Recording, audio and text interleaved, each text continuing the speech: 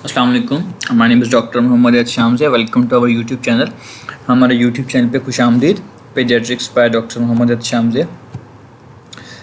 हम एक सीरीज़ जो है इंशाल्लाह शुरू कर रहे हैं हाउस ऑफिसर्स के लिए and general physicians working in paediatric setup, जो कि नॉर्मल जो केसेस पीड्स में आते हैं और नर्सरी में आते हैं उनको इंशाल्लाह हम डिस्कस करेंगे। उम्मीद है कि इन वीडियो से आपको फ़ायदा पहुँचेगा।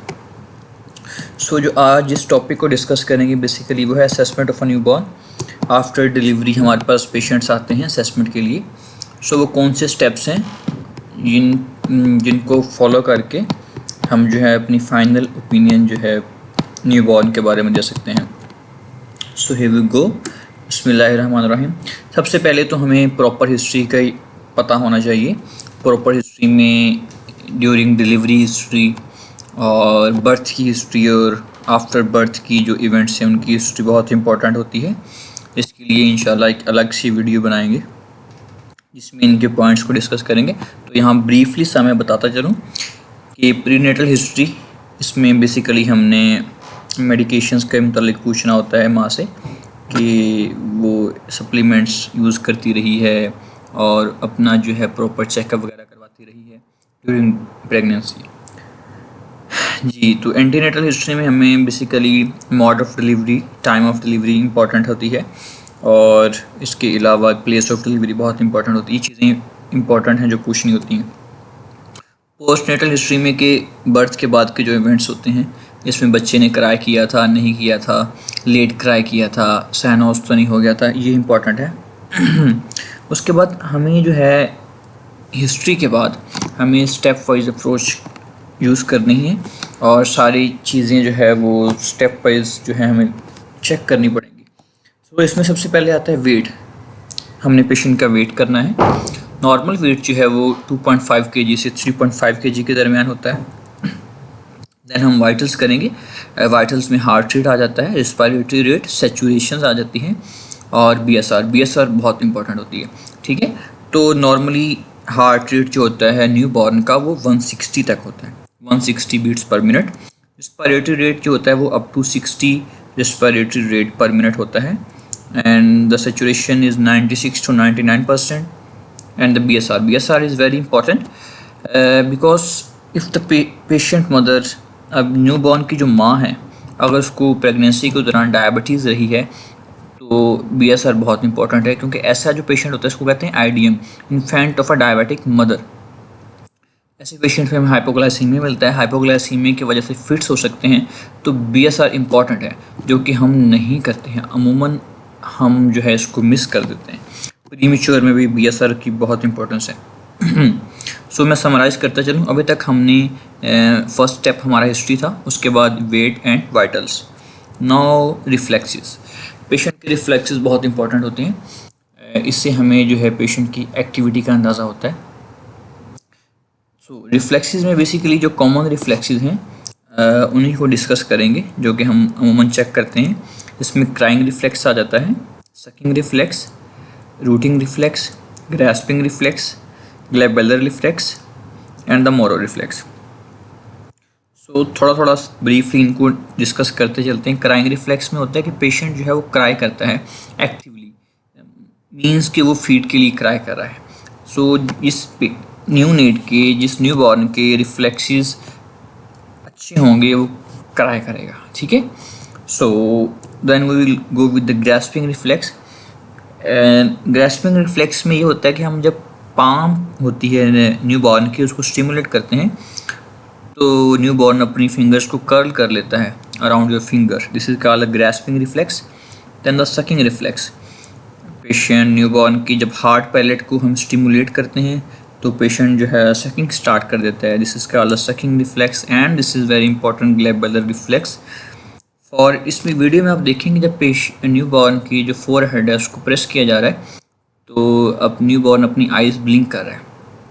This is glabellar reflex. अगर तो रिफ्लेक्स, ये सारे रिफ्लेक्स तब आएंगे जब पेशेंट एक हेल्दी होगा।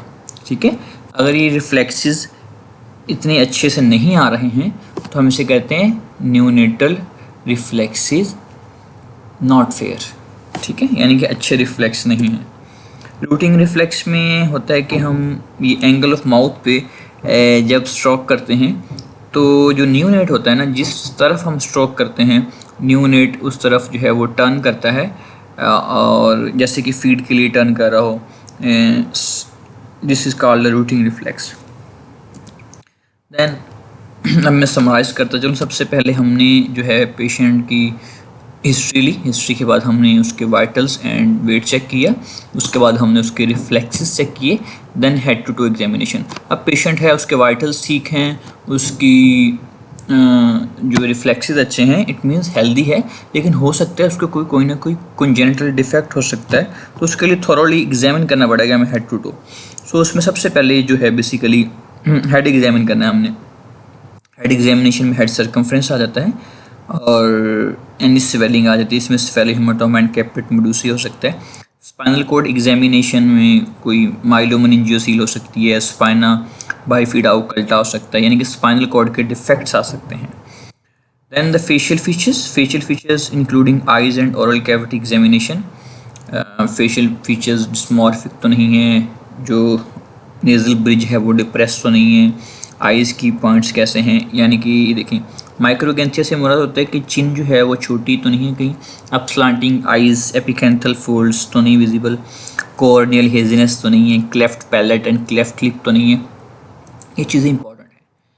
इसके अलावा चेस्ट ऑस्कल्टेशन एंड एग्जामिनेशन, इसमें एग्जामिनेशन पे हमें सब कोस्टल रिसेशन मिल सकते हैं, इंटर कोस्टल रिसेशन मिल सकते हैं, ठीक है। और ऑस्कल्टेशन पे हमें क्रेप्स मॉर्निंग मिल सकती है, क्रेप्स मिल सकते हैं, डिक्रीज एयर एंट्री, न्यूमोथोरक्स, ठीक है। और क्रेप्स जो होते हैं वो कंजेनिटल निमोनिया में क्रेप्स मिल सकते हैं हमें। So this is important. Then we will go with the cardiac auscultation. अगर तो कंजेनिटल हार्ट डिजीज है तो हमें कोई मरमर मिल सकता है।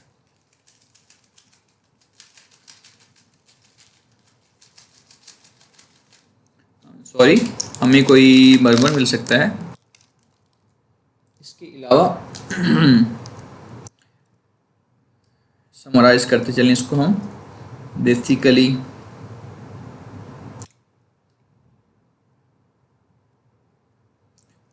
Sorry for inconvenience. Now we will go with the abdominal examination. Abdominal and genitalia examination। हम abdomen examine कर देते हैं, लेकिन genitalia को examination की जहमत नहीं करते हैं। So this is very important। जैसे एक तो हमें पेशेंट की जेंडर के बारे में आइडिया हो जाता है। फर्दर मोर हमें undescended testis, abdominal mass, swelling over scrotum and anal atresia। anal atresia is very important। हम anal atresia को इम्पोर्टेंस नहीं देते हैं, लेकिन हमने एनल पेटेंसी चेक नहीं की, हम पेशेंट को असेसमेंट के बाद ओके का साइन दे देते हैं, and after few feeds patient meconium pass नहीं करेगा, एब्डोमिनल की डिस्टेंशन स्टार्ट हो जाएगी, वॉमिटिंग आएगी, एस्पिरेट कर सकता है, पेशेंट की एक्सपायरी हो सकती है। सो this is very important. Hands and feet examination, इसमें क्लब फीट मिल सकते हैं हमें, सिंडेक्टली मिल सकती है, पामर क्रीज जो सिंगल पामर क्रीज जो कि डाउन सिंड्रोम में होती है वो मिल सकती है। सो ये बेसिकली कुछ पिक्चर्स हैं जो कि नॉर्मली पेशेंट्स में मिलती हैं। ये स्फेलोहेमाटोमा है।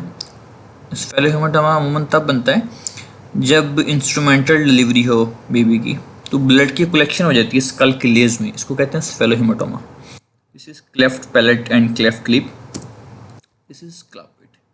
सो इसको समराइज करते चलें। सबसे पहले पेशेंट आता है न्यूबॉर्न, हम उसको हिस्ट्री लेते हैं, हिस्ट्री के बाद हमने उसको वेट करते हैं, वेट के बाद वाइटल्स करते हैं, वाइटल्स के बाद हम उसकी रिफ्लेक्सेस चेक करते हैं, मुख्तलिफ रिफ्लेक्सेस होते हैं, फिर हम proper head to toe examine करते हैं, जिसमें हेड, ऑरल कैविटी, आईज आ जाती हैं, इसके अलावा नेक आ जाती है, chest auscultation, cardiac auscultation, abdominal examination, genital examination, hand and feet examination, anal atresia, anal patency check कर सकते हैं। सो एट द एंड हम जो है वो फाइनल ओपिनियन दे सकते हैं as a general physician, as a paediatrician. So this is I think important. So इंशाल्लाह हम इस सीरीज़ को कंटिन्यू करेंगे। आज के टॉपिक के लिए इतना ही। So thank you so much for your time. अल्लाह हाफिज़।